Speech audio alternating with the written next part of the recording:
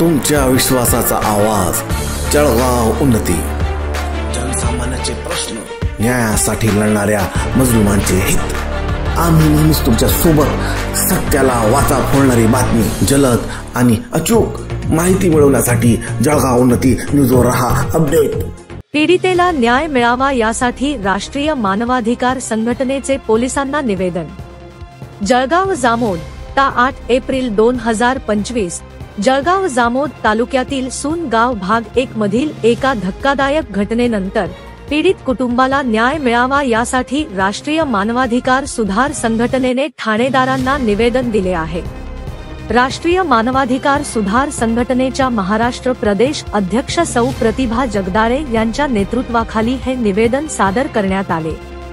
निवेदनात दिनांक 2 एप्रिल 2025 रोजी घडलेल्या घटनेची सविस्तर माहिती देण्यात आली आहे। मारहाण आणि विनयभंगाची गंभीर घटना।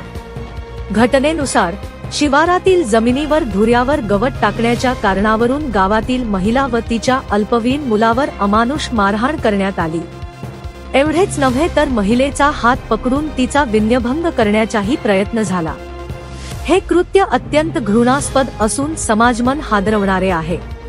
या प्रकारामुळे अशोक ढगे यांना मोबाईलवरून माहिती मिळताच त्यांना हृदयविकाराचा तीव्र झटका आला। त्यांच्यावर अकोला येथे उपचार सुरू असतानाच त्यांचा दुर्दैवी मृत्यू झाला।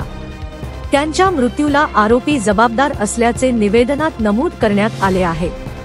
आरोपी विरोधात गंभीर गुन्हे दाखल। प्रतीक ढगे यांनी या संदर्भात जळगाव जामोद पोलीस ठाण्यात तक्रार दाखल केली आहे।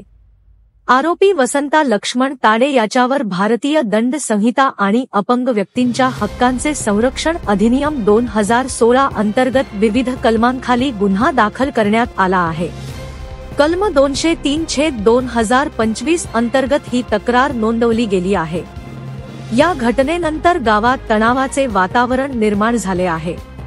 कुटुंबाच्या सुरक्षेसाठी स्थानिक नागरिकांनी देखील पोलिसांकडे अधिक संरक्षणाची मागणी केली आहे। संघटनेची ठाम मागणी। सौ प्रतिभा जगदाळे यांच्या नेतृत्वाखाली सादर करण्यात आलेल्या निवेदनात पोलिसांनी या प्रकरणात गंभीर दखल घेऊन आरोपीवर कठोर कारवाई करावी अशी ठाम मागणी करण्यात आली। महिलांवर होणारे अत्याचार थांबवण्यासाठी पोलीस प्रशासनाने जागरूक भूमिका घेणे गरजेचे असल्याचेही निवेदनात नमूद करण्यात आले। या संपूर्ण घटनेने जळगाव जामोद परिसरात खळबळ उडवून दिली आहे। पीडित कुटुंबाला न्याय मिळावा आणि दोषींवर कठोर कारवाई व्हावी अशी मागणी आता समाजातील विविध स्तरातून होऊ लागली आहे। बातमीदारी सौ सरला राजेंद्र ससाणे, जळगाव उन्नती न्यूज चॅनल, जळगाव जा बुलढाणा। जळगाव उन्नती न्यूज, तुमच्या हक्काचा आवाज। आमच्या चॅनलला सबस्क्राइब करा आणि अशाच ताज्या व विश्वसनीय बातम्यांसाठी बेल आयकॉन दाबा। तुमच्या विश्वासावरच उभे राहतो जळगाव उन्नती न्यूज।